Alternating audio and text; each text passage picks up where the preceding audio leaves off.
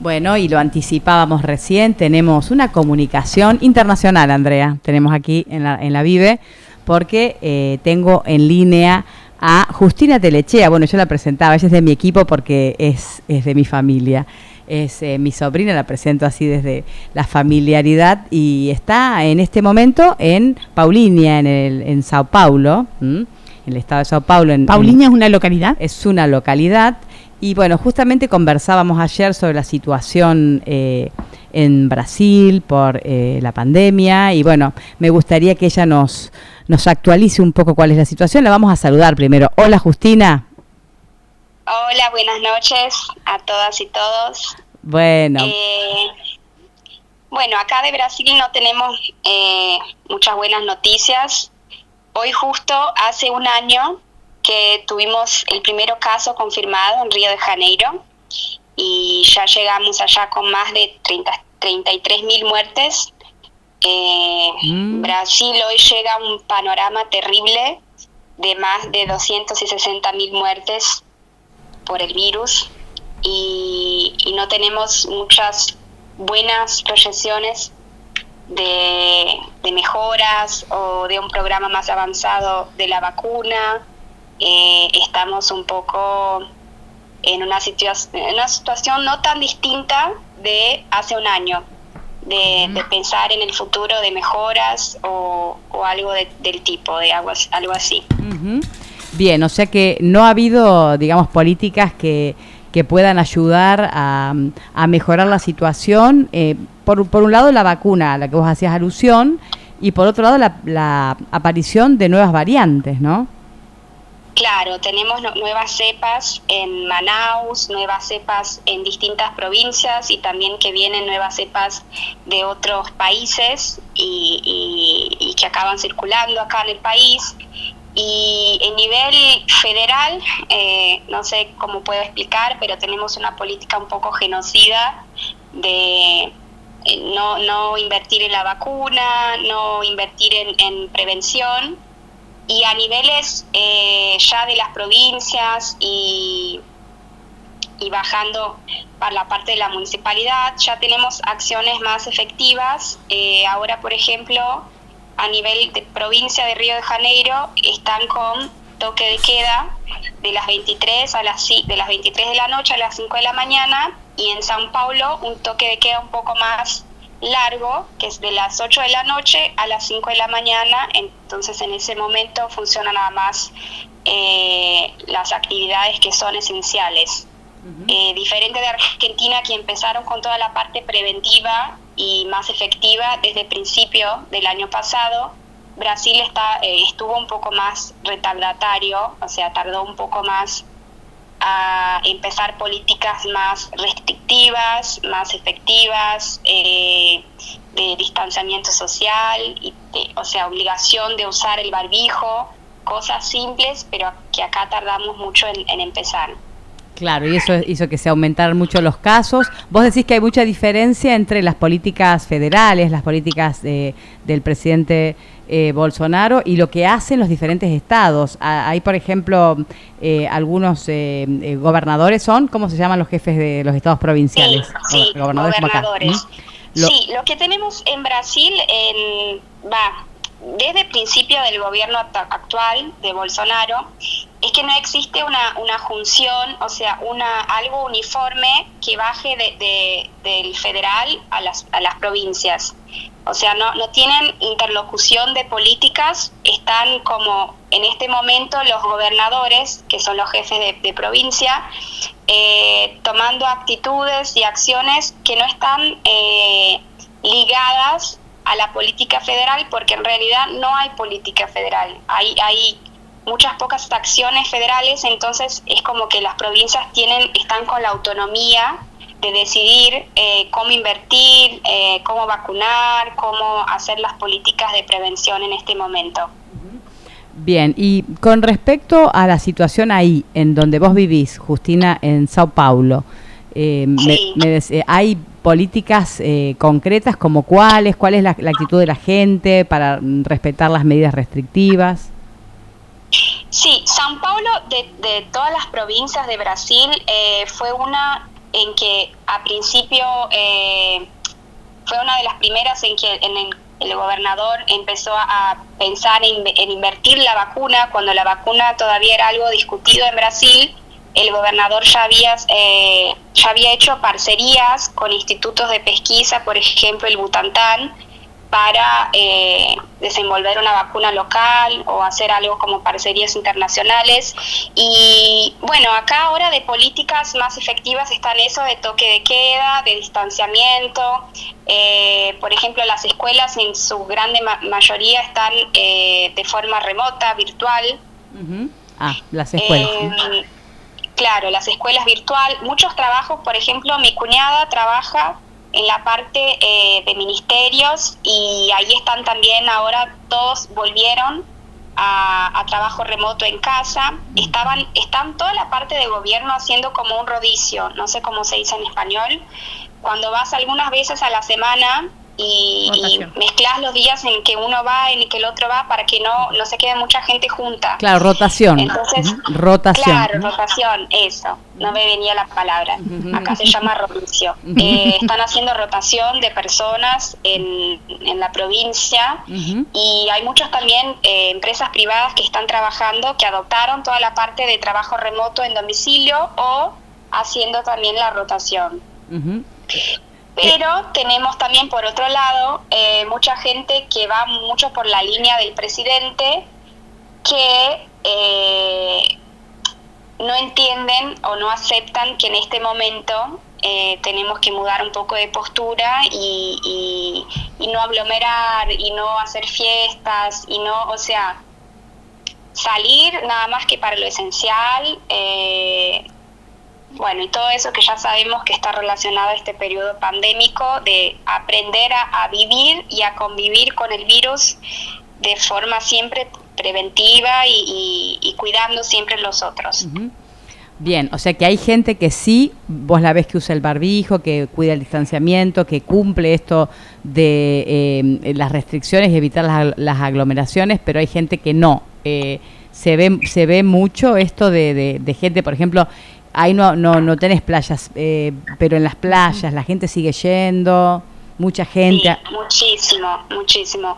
En Río, por ejemplo, aunque hagan el toque de queda, bueno, si no hay la parte de la fiscalización, hay muchísimos bares llenos, las playas lotadas. En Bahía, por ejemplo, ahora en periodo que pasamos el periodo del carnaval, que claro, es un periodo muy lleno, aunque no tuvieron las fiestas de carnaval, las playas estaban todas muy llenas, y ahí justo pasado el carnaval los picos de contaminados subieron muchísimo, claro. Y Bahía ya está en toque de queda y con restricciones hace más tiempo que São Paulo y Río ahora. Empezó como ya más o menos unas 2-3 semanas, y nosotros acá en São Paulo y en Río empezamos ahora. Justo ayer acá en São Paulo empezó el decreto del jefe de Estado para la parte restrictiva, de toque de queda, de distanciamiento y todo más. Claro, siempre a nivel provincial, siempre a nivel provincial, ¿no? ¿O hay también los municipios también toman sus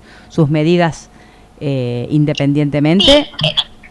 Sí, y siempre respetando el decreto provincial. O sea, el municipio no puede, el municipio tiene autonomía, su autonomía de legislación, pero tiene que respetar siempre el decreto provincial. O sea, puede acrecentar cosas, pero no puede... claro, ir en contra. No puede ir en contra. Bien, acá te voy a presentar a Andrea, que está conmigo aquí en la radio, y te va a hacer quiere conversar con vos también, Justina. Dale. Muy bien. Hola, Justina, ¿cómo te va? El gusto. Hola, Andrea, muy bien. Bueno, dentro de las posibilidades. Sí, en esta situación que nos estás contando, y bueno, ya poco viste que cada país tiene su singularidad. Vos ahí estás hablando de como una mayor determinación o independencia de los distritos de las gobernaciones, de las provincias. ¿Cómo está actuando el oficialismo con la oposición?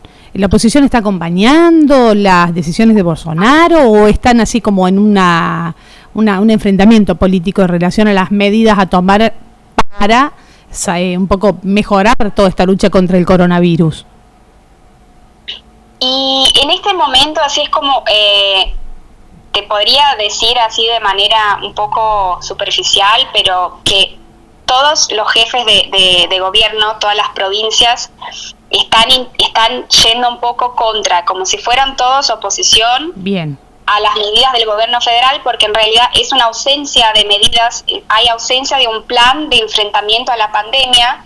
Entonces las provincias tienen que organizar su plan a nivel provincial, y están todos, hay como conglomerados, no sé la terminología como se dice, pero hay conglomerados de jefes de provincias que están juntos para conseguir, por ejemplo, comprar equipamientos de salud, para conseguir claro, que lleguen recursos, y es como que toda la parte federal, que sería el presidente de Brasil y su equipo y el Ministerio de Salud y todo más, es como que están un poco apartados de toda la realidad de muertes claro, de infectados, sí. Y de...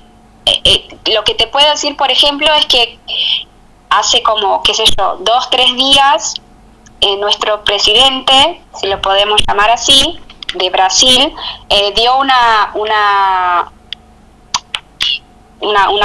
¿cómo se llama? Una entrevista a la prensa, y dijo que paren de, no sé cómo traducirlo, pues voy a usar la terminología que se usa acá. Dale. Deixem de mimimi, o sea, paren de lloramingar, sería. De quejarse. Y no me vengan a pedir vacuna, vayan a pedir en la casa de su madre. Te lo traducí literal, lo que dijo un presidente de Estado, un presidente de una república. Claro, como dejen de estar quejándose, llorando por esto, claro.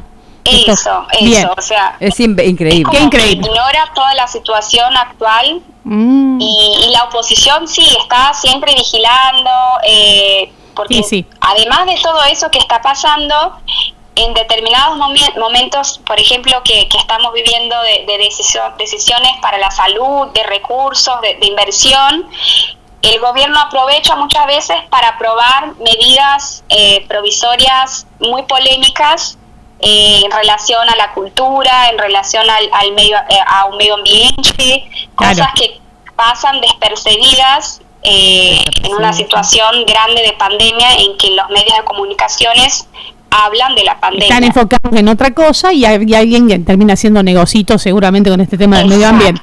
Te pregunto, la vacunación allá, ¿hasta dónde llegó, por ejemplo? ¿A qué sectores de la sociedad han vacunado? Bueno, acá a principio se hizo una organización por edad, entonces las personas con más edad empezaron a vacunar más o menos como de 90 a 85, están bien. ahí, y después de 85 a 70. Igual no llegamos a cubrir ni la primer parte de toda la primera franja etaria, digamos, sí, las primeras edades, digamos, sí. Eso, sí. De la primera edad. Y después hicieron también la parte de los profesionales de salud, bien. O sea, que estaban ahí en primero también, que están en línea de frente del combate, la parte de la seguridad pública, o sea, los policías y todo más. Y además de todo eso está toda una discusión, por ejemplo, de los profesionales de educación. Claro, ¿ya los vacunaron a ellos?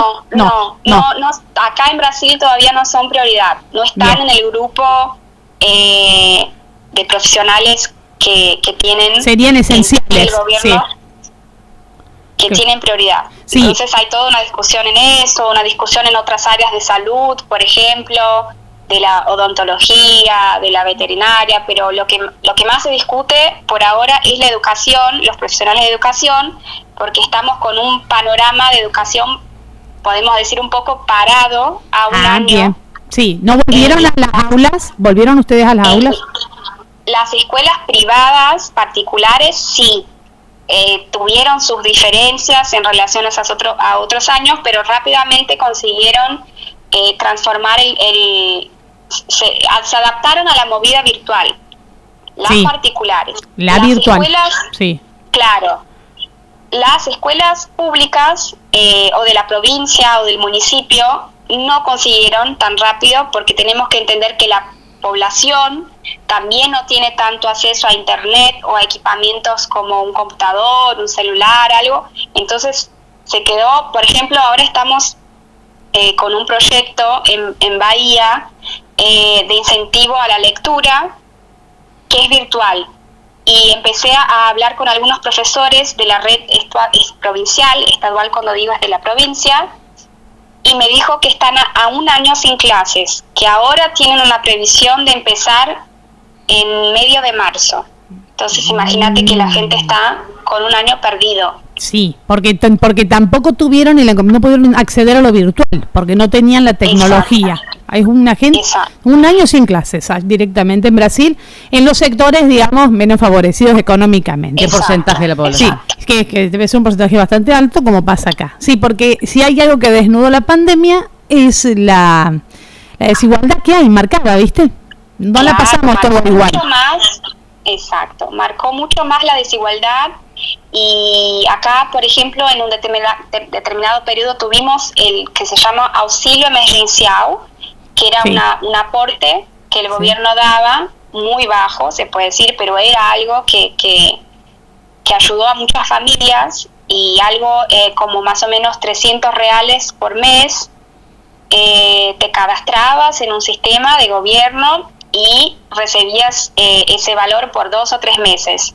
Y bueno, recibió 3 meses, paró, continuó todo el contexto pandémico, y ahora se discutió reducieron el valor de 300, no sé decirte exactamente cuánto es, pero es 200, algo así, y para mucho menos gente. Bien. Muchísimo menos gente. Bien, sí.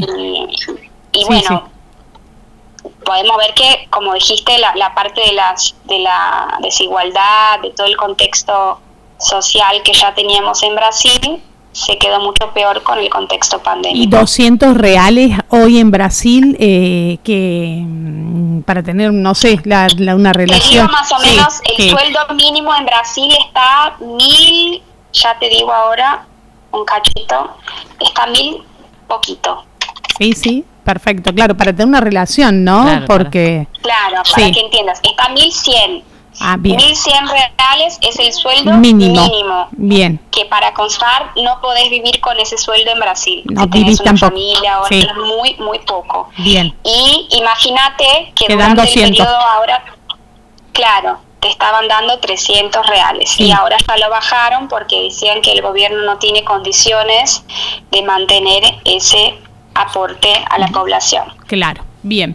Bueno, el gusto de haber establecido esta comunicación con vos. Te paso de nuevo con tu tía, con Analía, y bueno, realmente nos ha explicado muy bien, porque primero, obviamente, estás muy preparado. Vos estás en el ámbito de la educación, ¿no? Vos particularmente. No, la hermana.